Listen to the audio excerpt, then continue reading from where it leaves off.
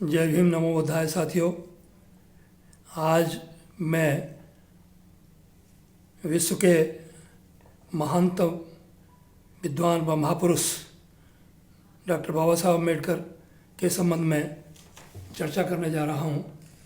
वैसे तो बाबा साहब अम्बेडकर ने विश्व के सामाजिक, राजनीतिक व आर्थिक विषयों के संबंध में इतनी चर्चा की है, इतना लेखन किया है कि शायद ही विश्व के किसी भी एक या अनेक विद्वानों ने मिलकर भी कोई लेखन कार्य किया होगा।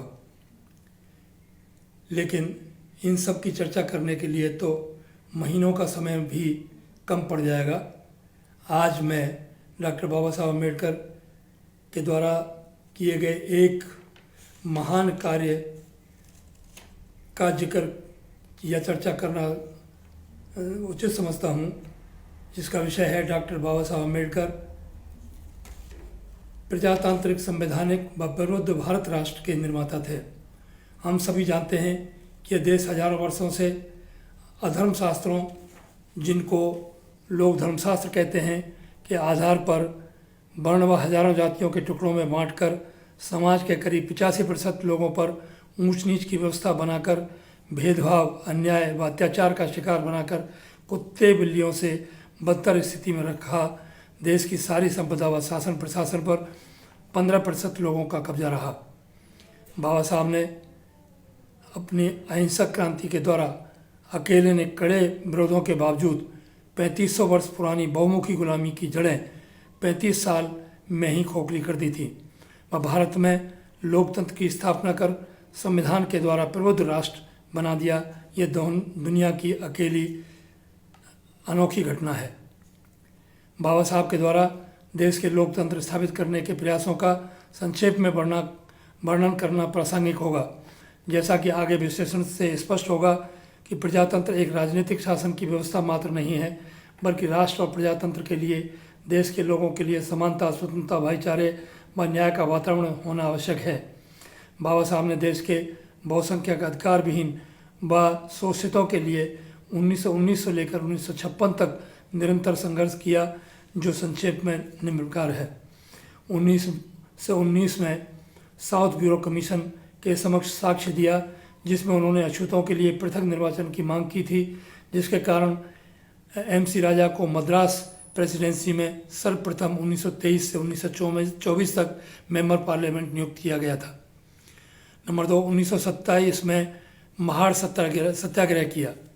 नंबर 3, 1928 में साइमन कमीशन के समक्ष साक्ष्य दी, जिसमें उन्होंने सभी बालिगों को मताधिकार, आदिवासियों को मताधिकार, आदिवासियों को संवैधानिक संरक्षण, पिछड़ों को जो अब OBC हैं को संरक्षण की मांग की, अल्पसंख्यकों को पृथक मताधिकार की मांग की। 1930 में राउंड टेबल कॉन्फ्रेंस में भाग लिया, जिसमें उन्होंने दलितों के साथ हो रहे अन्याय व अत्याचारों की बात प्रभावशाली तरीके से रखकर उनके पृथक निर्वाचन व आरक्षण की मांग की। 1930 यानी 1930 में ही कालाराम मंदिर प्रवेश का आंदोलन किया। सन 1931 में दूसरे गोलमेज सम्मेलन में भाग लिया, जिसमें दलितों के पृथक निर्वाचन व आरक्षण की जोरदार मांग रखी, जिस पर गांधी के साथ कई दिनों तक बाबा साहब का विवाद हुआ। उसी सम्मेलन में जबकि गांधी प्रोविंशियल ऑटोनॉमी की देश के लिए मांग कर रहे थे, बाबा साहब ने इसका विरोध किया व देश के लिए संपूर्ण स्वतंत्रता की मांग की थी। 14 अक्टूबर 1956 को हिंदू धर्म छोड़कर बुद्ध धर्म की दीक्षा लेकर सशक्त धार्मिक क्रांति कर सभी को सत्य व ज्ञान का मार्ग दिखाया और उसी विचार को आगे बढ़ाते हुए बुद्ध के सिद्धांत समता, स्वतंत्रता, बंधुत्व को संविधान का आधार बनाया, जैसा कि उन्होंने संविधान सभा में स्पष्ट रूप से कहा था। बाबा साहब ने लोकतंत्र को केवल शासन चलाने व सरकार बनाने की एक पद्धति मात्र नहीं माना, बल्कि इससे बढ़कर उन्होंने सामाजिक व आर्थिक लोकतंत्र को राजनीतिक लोकतंत्र से ज़्यादा महत्वपूर्ण माना और कहा कि सामाजिक लोकतंत्र के बिना राजनीतिक लोकतंत्र लंबे समय तक नहीं चल सकता है। उन्होंने कहा कि लोकतंत्र समाज में समता, स्वतंत्रता व भाईचारे का होना आवश्यक है। उन्होंने लिखा है कि personally for my self I define democracy in a different way, in a much more concrete way. I think my definition of democracy is a form of method of government where revolutionary changes in the economic and social life of the people are brought about without bloodshed. बाबा साहब ने लोकतंत्र की सफलता के लिए 6 शर्तें बताई हैं। नंबर 1, समाज में सफलता असमानताएं नहीं हों। नंबर 2, प्रजातंत्र में विरोध होना आवश्यक है। नंबर 3, कानून व प्रशासन में समानता हो। नंबर 4, संवैधानिक नैतिकता हो। 5, बहुसंख्यकों के द्वारा अल्पसंख्यकों का उत्पीड़न न हो। नंबर 6, लोगों में विवेक हो जो गलतियों का विरोध करें। बाबा साहब का स्पष्ट मानना था कि लोकतंत्र में केवल एक व्यक्ति एक वोट पर्याप्त नहीं है, बल्कि एक व्यक्ति एक मूल्य होना आवश्यक है। अगला विषय है संविधान। बाबा साहब ने कहा है कि लोकतंत्र की सफलता के लिए आवश्यकता है संविधान की, जिसमें कि सामाजिक व आर्थिक ढांचे का उल्लेख हो। उनका कहना था कि संविधान के अधिवक्ताओं का विश्वास था कि संविधान का काम केवल समाज के राजनीतिक ढांचे को ही आकार देना नहीं है, किंतु यदि लोकतंत्र को जिंदा रखना है व एक व्यक्ति एक मूल के सिद्धांतों को रखना है तो आपको साहसिक कदम उठाना होगा और आपको राजनीतिक ढांचे के साथ साथ आर्थिक ढांचे को भी परिभाषित करना होगा, जिसका संदर्भ पेज 408 से लेकर 422 volume Baba Saheb Ambedkar writings and speeches state and minorities March 1947 में है। बाबा साहब ने आर्थिक ढांचे के संबंध में स्टेट एवं माइनॉरिटीज़ की योजना के माध्यम से संविधान में रखने का प्रयास किया था, किंतु अन्य सदस्यों के कड़े विरोध के कारण वे उन प्रावधानों को संविधान में रखने में सफल नहीं हुए। फिर उन्होंने संविधान में राज्य के नीति निर्देशक तत्वों के अध्याय में आर्टिकल 41, 42, 43 व 43A रखने में सफल हुए। जहाँ तक संविधान में सामाजिक ढांचे को परिभाषित करने का संबंध है, बाबा साहब ने संविधान के आर्टिकल 14 से लेकर आर्टिकल 31 तक मौलिक अधिकारों के रूप में मजबूती के साथ रखा, जो दुनिया के प्रजातांत्रिक देशों के संविधानों में एक मिसाल है। विशेष बात यह है कि मौलिक अधिकारों की रक्षा की जिम्मेदारी भारत के सर्वोच्च न्यायालय व उच्च न्यायालयों पर बाबा साहब ने डाली है।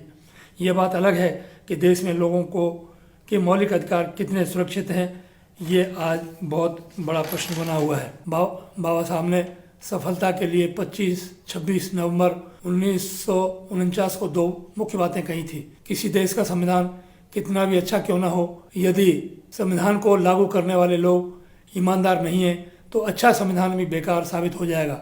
और यदि इतना अच्छा भी संविधान ना हो फिर भी और उसको लागू करने वाले लोग अर्थात राजनीतिक पार्टियों के लोग ईमानदार हैं तो वह संविधान की सफलता हो जाएगी। दूसरे, उन्होंने भारतीय संविधान के बारे में कहा था कि यह संविधान देश में शांति और युद्ध दोनों स्थितियों के लिए उपयुक्त है। आज से पहले देश में कोई गड़बड़ होती थी तो हम उसके लिए अंग्रेजों को जिम्मेदार ठहरा देते थे, किंतु आगे अब संविधान लागू होने के बाद देश में कोई गड़बड़ होती है तो उसके लिए देश के लोगों का कमीनापन जिम्मेदार होगा। आज जब हम देश देख रहे हैं कि सरकार व राज्य के दूसरे संवैधानिक महत्वपूर्ण संस्थानों के द्वारा संविधान की धज्जियां उड़ाई जा रही हैं, तो उसके लिए ना तो संविधान और ना ही बाबा साहब जिम्मेदार हैं। संविधान व देश को बचाने के लिए केवल मात्र एक ही रास्ता है कि देश की जनता को ही उसकी रक्षा के लिए खड़ा होना होगा। उपरोक्त विश्लेषण से यह निष्कर्ष निकलता है कि बाबा साहब ने लोकतंत्र व राष्ट्र निर्माण के लिए आदर्श समाज की प्राथमिक आवश्यकता बताई, जो कि समता, स्वतंत्रता, बंधुत्व व न्याय के सिद्धांतों पर आधारित है। बाबा साहब ने संविधान सभा में यह कह दिया था कि ये सिद्धांत उन्होंने फ्रांस की क्रांति से नहीं लिए। यह किसी को भूल नहीं करनी चाहिए, बल्कि उनके स्वामी बुद्ध के धम्म से ये सिद्धांत लिए हैं। चूँकि संविधान में बाबा साहब ने समस्त नागरिकों को समान मौलिक अधिकार देकर उन्हें राष्ट्र का भागीदार बना दिया, जिससे उनमें संवैधानिक रूप से भाईचारे का संचार कर प्रबुद्ध राष्ट्र की स्थापना की। इस संबंध में भारत के सर्वोच्च न्यायालय ने भी अपने निर्णय में कहा है कि भारत, जो कि विभिन्न धर्मों, जातियों, संस्कृति व भाषाओं का देश है, जिसे कोई धर्म नहीं बल्कि भारत का संविधान ही संगठित रखे हुए है। धन्यवाद।